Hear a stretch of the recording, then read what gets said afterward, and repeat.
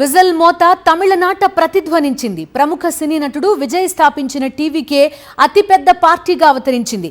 ఈ ఎన్నికల్లో ఏకంగా 108 స్థానాలు దక్కించుకుంది విజయ్ పార్టీ. అయితే మ్యాజిక్ ఫిగర్కి ఇది సరిపోదు. ఆయన ప్రభుత్వాన్ని ఏర్పాటు చేయాలంటే మరో 10 మంది ఎమ్మెల్యేల మద్దతు అవసరం. మరి విజయ్ ఏం చేయబోతున్నారు? అన్నాడీఎంకేతో పొత్తు పెట్టుకుంటారా, లేక ఓపెన్ ఆఫర్ ఇచ్చిన కాంగ్రెస్తో కలిసి ముందుకెళ్తారా, లేక చిన్నా చితకా పార్టీల్ని కలుపుకుని ప్రభుత్వాన్ని ఏర్పాటు చేస్తారా? తమిళనాట ప్రభుత్వాన్ని స్థాపించడానికి విజయ్ ముందు కొన్ని ఆప్షన్లున్నాయి. ఎన్నికల ముందు విజయ్తో పొత్తు పెట్టుకునేందుకు అన్నాడీఎంకే ప్రయత్నించింది. రాష్ట్రంలో సగానికి పైగా సీట్లు తమకే కావాలని, విజయ్ని ముఖ్యమంత్రి అభ్యర్థిగా ప్రకటించాలని టీవీకే డిమాండ్ చేయడంతో చర్చలు విఫలమయ్యాయి. కానీ ఇప్పుడు అదే నిజమైంది. విజయ్ ముఖ్యమంత్రి కాబోతున్నారు కాబట్టి అతడితో చేతులు కలపడానికి అన్నాడీఎంకే ముందుకు రావచ్చు. కానీ ఇక్కడో సమస్య ఉంది. డీఎంకేను తమ రాజకీయ శత్రువుగా ప్రకటించిన విజయ్ బీజేపీని సైద్ధాంతిక శత్రువుగా చెప్పుకొచ్చారు.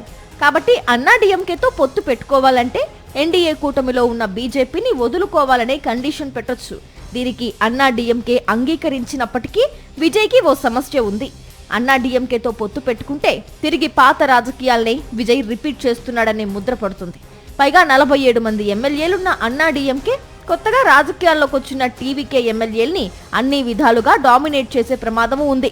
అప్పుడిక పార్టీలో అంతర్గత కుమ్ములాటలు తప్పవు. ఇక విజయ్ ముందున్న మరో ఆప్షన్ చిన్న పార్టీలతో పొత్తు. పీఎంకే, డిఎండీకే, వీసీకే లాంటి పార్టీలతో ఆయన పొత్తులు పెట్టుకోవచ్చు. ప్రస్తుతం ఈ పార్టీలన్నీ ఇటు అన్నాడీఎంకే అటు డిఎంకే కూటముల్లో ఉన్నప్పటికీ ప్రభుత్వ ఏర్పాటు కోసం ఈ పార్టీలన్నీ విజయ్తో చేతులు కలపడానికి సిద్ధంగా ఉన్నాయి. అయితే ఇలాంటి ప్రభుత్వం బలహీనంగా ఉంటుందని రాజకీయ విశ్లేషకులు అభిప్రాయపడుతున్నారు. చిన్న పార్టీల ఒత్తిడి ఎక్కువగా ఉండి స్థిరత్వం ప్రశ్నార్థకమవుతుంది. ఈ ఆప్షన్ కూడా వర్కౌట్ కాదు అనుకుంటే విజయ్ ముందు ఒక ఓపెన్ ఆఫర్ ఉంది. కాంగ్రెస్ ఇచ్చే మద్దతుతో ఆయన ప్రభుత్వాన్ని స్థాపించొచ్చు. తమకు మెజార్టీ రాకపోతే టీవీకేకు మద్దతు ఇవ్వడానికి సిద్ధంగా ఉన్నామని రాష్ట్ర కాంగ్రెస్ గతంలోనే ప్రకటించింది. ఇప్పుడు అదే జరగనుంది. కాంగ్రెస్ కేవలం 5 స్థానాలకే పరిమితమైంది. బేషరతుగా విజయ్కు మద్దతిస్తానని ప్రకటించింది. అటు విజయ్ కూడా కాంగ్రెస్తో చేతులు కలపడానికి సిద్ధంగా ఉన్నట్లు సమాచారం. సైద్ధాంతిక సారూప్యత విషయంలోనూ రాజకీయ పరంగా కూడా కాంగ్రెస్ టీవీకేల మధ్య పెద్దగా విభేదాలు లేకపోవడంతో కాంగ్రెస్ ను కలుపుకోవడానికి విజయ్కు ఎలాంటి అభ్యంతరం ఉండదు. అటు కాంగ్రెస్ కూడా డీఎంకేతో అసంతృప్తితో ఉంది. సీట్ల కేటాయింపులోనే కాదు, గతంలో స్టాలిన్ ప్రభుత్వంలో కూడా తమకు ప్రాతినిధ్యం కల్పించలేదనే కోపం హస్తం పార్టీలో ఉంది. కాబట్టి తమిళనాట డీఎంకే కూటమి నుంచి బయటకు వచ్చేందుకు కాంగ్రెస్ ఎప్పుడూ సిద్ధమే. ఇక చెరో 2 స్థానాలతో సిపిఎం, సిపిఐ సిద్ధంగా ఉన్నాయి.